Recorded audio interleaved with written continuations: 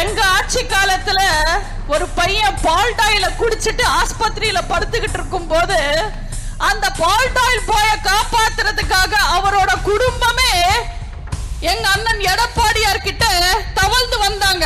Sir இந்த சம்பவத்தை மறந்திருக்க மாட்டாருன்னு நினைக்கிறேன். தம்பி உதயநிதி, வரலாறு முக்கியம்பா, மறந்துடாதீங்க. உங்க தாத்தா கருணாநிதி எங்க புரட்சி தலைவரோட கால நோக்கி தவழ்ந்து வந்ததுனாலதான் முதல்வர் ஆனாரு. உங்க கட்சிய ஆட்சிய உங்க அத்தா கனிமொழிய காப்பாத்த உங்க தாத்தா கருணாநிதியும் உங்க அப்பா ஸ்டாலினும் உங்க மாமா மாறனும் எத்தனை வீட்டுக்கு தவழ்ந்து போயிருக்காங்கன்னு வரலாறு தெரிஞ்சுக்கங்க. 2G கேஸ்ல உங்க அப்பாவையும் உங்க அத்தாவையும் காப்பாத்த உங்க தாத்தா கருணாநிதி வீல் சேர்லயே டெல்லிக்கு தவழ்ந்து போனாரு. அன்னைக்கு மட்டும் அவர் தவழ்ந்து போகாம இருந்திருந்தா உங்க அப்பாவும் அத்தையும் இந்நேரம் கம்பி எண்ணிக்கிட்டு இருப்பாங்க. எங்களுக்கு உங்களை பத்தி பேச நிறைய நிஜமான கேவலமான கதைகள் இருக்கு.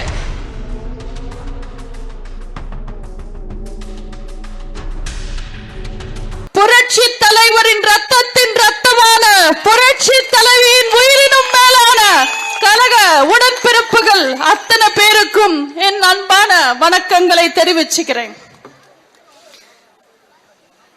பயிரை பத்தி கவலைப்படுற மனுஷனோட உயிரை பத்தி கவலைப்படுவான். அவர்தான் விவசாயி, அவர்தான் மனுஷன், அவர்தான் தலைவர், அவர்தான் நம்ம அண்ணன் எடப்பாடியார் அவர்கள்.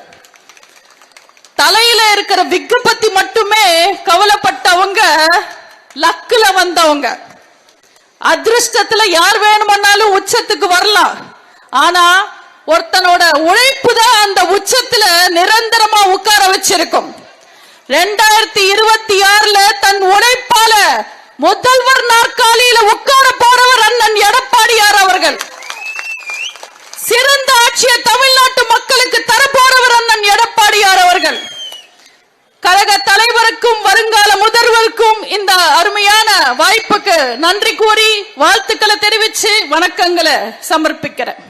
எப்பவுமே அம்மாவின் பிள்ளை நாம, திமுகவுக்கு தொல்லை நாம. மோதி பார்த்தா ஊதி தள்ளுவோம், ஜாதி பார்த்தா நீதி சொல்லுவோம். அதிமுக எங்க கட்சி இல்ல, எங்க இனம். அடுத்தவங்களை வாழ வைக்கிறது எங்க குணம். எங்களை சீண்டி பார்த்தா செதறி போவீங்க, நாங்க சீண்ட ஆரம்பிச்சா பதறி போவீங்க.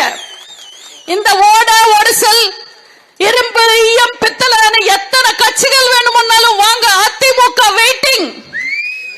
களத்துல மோதனமா, கருத்துல மோதனமா, வார்த்தையில மோதனமா, வாக்குறுதியில மோதனமா, நாங்க எல்லாத்துக்குமே ரெடி.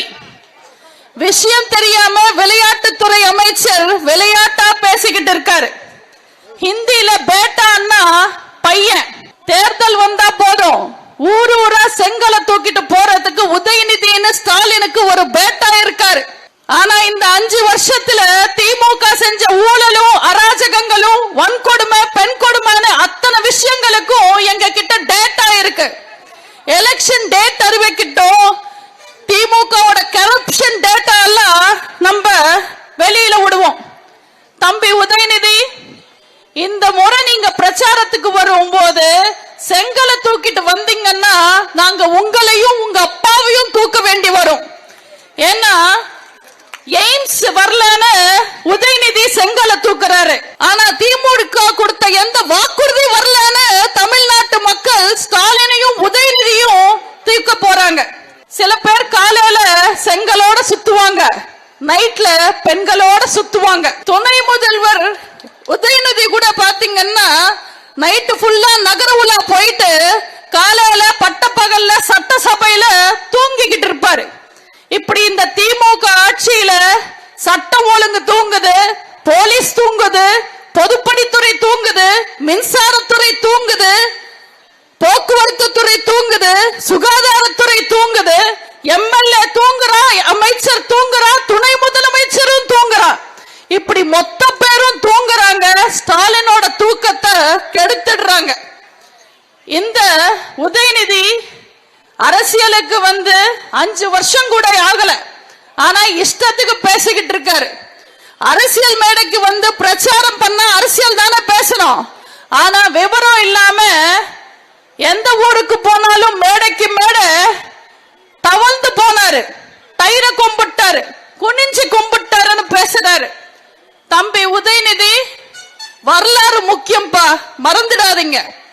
உங்க தாத்தா கருணாநிதி எங்க புரட்சி தலைவரோட கால நோக்கி தவழ்ந்து வந்ததுனாலதான் முதல்வர் ஆனாரு.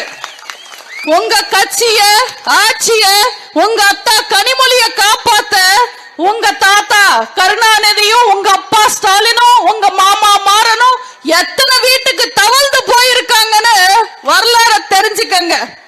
2G கேஸ்ல உங்க அப்பாவையும் உங்க அத்தாவையும் காப்பாத்த உங்க தாத்தா கருணாநிதி வீல் சேர்லயே டெல்லிக்கு தவழ்ந்து போனாரு.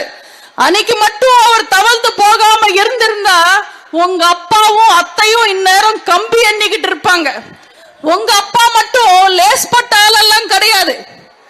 உங்க தாத்தாக்கு எப்படியாவது அண்ணா சமாதி பக்கத்துல இடம் வாங்கிடணும்ன்றதுக்காக எங்க அண்ணன் எடப்பாடியார் வீட்டுக்கு தவழ்ந்து வந்தாரு. இன்னைக்கு காங்கிரஸ் கூட கூட்டணி தவறிடக்கூடாது, கைவிட்டு போயிடக்கூடாதுன்றதுக்காக சோனியா காந்தி கிட்டையும் ராகுல் காந்தி கிட்டையும் போன்லயே தவழ்ந்தாரா? உங்களுக்கு தெரியாதா? இதெல்லாம் தம்பி உதயநிதிக்கு தெரியலன்னாலும் இந்த சம்பவத்தை மறந்திருக்க மாட்டாருன்னு நினைக்கிறேன். எங்க ஆட்சி காலத்துல ஒரு பையன் பால்டாயில குடிச்சிட்டு ஆஸ்பத்திரியில படுத்துக்கிட்டு இருக்கும் போது அந்த பால்டாயில் போய காப்பாத்துறதுக்காக அவரோட குடும்பமே எங்க அண்ணன் எடப்பாடியார் கிட்ட தவழ்ந்து வந்தாங்க. சார் இந்த சம்பவத்தை மறந்திருக்க மாட்டாருன்னு நினைக்கிறேன்.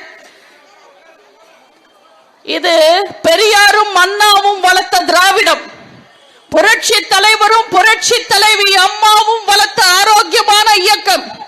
இங்க கொள்கை பேசினா கொள்கையில பதில் வரும், குடும்பம் பேசினா குடும்பத்தை பத்தி பதில் வரும், இங்க பர்சனலா பேசினா பர்சனலா பதில் வரும். உங்களுக்காவது எங்களை பத்தி பேச நிறைய பொய் கதைகள் தேவைப்படும். எங்களுக்கு உங்களை பத்தி பேச நிறைய நிஜமான கேவலமான கதைகள் இருக்கு. அதனால ஆபாசத்தை விட்டுட்டு அரசியல் பேசுங்க. அட்லீஸ்ட் பேசவாவது கத்துக்கங்க. விளையாட்டு அமைச்சரே, சில மரக்கடையில மக்களை ஏமாத்த கட்டையோட வெயிட் ஏத்துறதுக்காக தண்ணி தெளிச்சு வச்சிருப்பாங்க. அது கட்டையோட உண்மையான வெயிட் இல்ல, வெயிட் ஏத்துறதுக்காக தண்ணி தெளிப்பாங்க. அப்படி பல தண்ணி கட்டைகள் திமுகல இன்னைக்கு இருக்கு. இந்த கட்டைகளை வெயிட் ஏத்துறதுக்கு தண்ணி தெளிச்சு அந்த கட்டை எல்லாம் ஒழுத்து போய் அரசியல்ல மக்கள் கிட்ட அழுத்து போய் அரசியல் விட்டு விளங்குற நிலைமையில இருக்காங்க. அந்த தண்ணி கட்டைங்க யாருன்னு உங்க எல்லாருக்கும் தெரியும். உதயநிதி, பொன்முடி, OPS, வைத்தியலிங்கம், வைகோ, பிரேமலதான்னு இன்னும் நிறைய பேர் இருக்காங்க. இந்த தண்ணி கட்டையில உளுத்து போன கட்டை ஒண்ணு இருக்கு, உதவாத கட்டை OPS. அந்த OPS தலைமையில இணைப்பு விழா நடத்தினாங்களா. தான் கட்சிக்காரனை தான் கட்சியில சேர்த்துக்கிறதுக்கு ஒரு விழா எடுத்து கொண்டாடின ஒரே டிராமா கட்சி திமுக மட்டும்தான். ஓ பன்னீர்செல்வம் கூப்பிட்டா அவரோட பங்காளியா வரமாட்டாரு, கட்சிக்காரங்களா வரப்போறாங்க. தேனியில போய் விசாரிச்சு பாருங்க. சாப்பிட்ட கையால காக்கா ஓட்ட மாட்டாரு OPS. இதுல கட்சிக்காரங்க வருவாங்களா? மண்டைய மறைச்சிங்களே கொண்டைய மறைச்சிங்களான்னு கேக்குற மாதிரி வந்த அத்தனை பேரும் மதுரை சுட்டு வட்டாரத்துல இருக்கிற திமுக காரங்க. ஸ்டாலின் கார் வந்ததும் டக்குன்னு எழுந்திருச்சு வணக்கம் போட்டு தளபதினு கூப்பிடுறாங்க. தலைவரா இருந்தவங்க கூட பதவிக்காக, அரசியல் லாபத்துக்காக, சுயநலத்துக்காக, சொத்தை காப்பாத்திக்கணும்ன்றதுக்காக திமுக போய் சேரலாம். ஆனா உண்மையான அம்மாவோட தொண்டன், புரட்சி தலைவரோட தொண்டன், அதிமுகவோட தொண்டன் ஒரு நாளும் ஸ்டாலினையும் கருணாநிதியும் கும்பிடவே மாட்டாங்க. 5 வருஷமா ஆட்சி பண்ண முதலமைச்சர் தேர்தல் சமயத்துல ஊரூரா போய் என்ன பேசணும்? அவர் செஞ்ச சாதனைகளை பத்தி பேசணும். ஆனா ஸ்டாலின் எங்க போனாலும் மேடைக்கு மேடை அதிமுக பத்தியே பேசி அழுவுறாரு. அவர் பேசுறது பார்த்தா அவர் முதல்வரா டவுட் வருது. ஏதோ நமது அம்மா ரிப்போர்ட்டர் மாதிரி அதிமுக செய்திகளையே வாசிக்கிறாரு. போன எலெக்ஷன்ல என்ன சொன்னாரு? பிஜேபி உள்ள வந்துடும், பிஜேபி உள்ள வந்துடும் அழுதாரு. இப்ப என்ன சொல்றாரு? எடப்பாடியார மாத்திடுவாங்க, எடப்பாடியார மாத்திடுவாங்கன்னு பேசுறாரு. அத பத்தி எல்லாம் ஸ்டாலின் எதுக்கு கவலை பண்ணும்?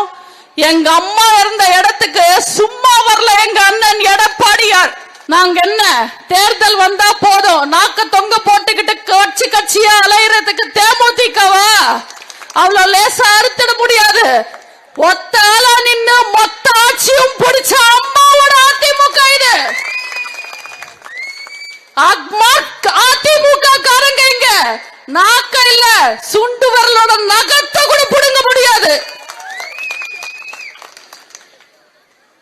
எலெக்ஷன் முடியட்டும், எங்க எடப்பாடியார் ஆட்சி வரதா போகுது. எங்க எடப்பாடியார் ஆட்சியில தமிழ்நாடு தலை நிமிரும். இவங்க எல்லாரோட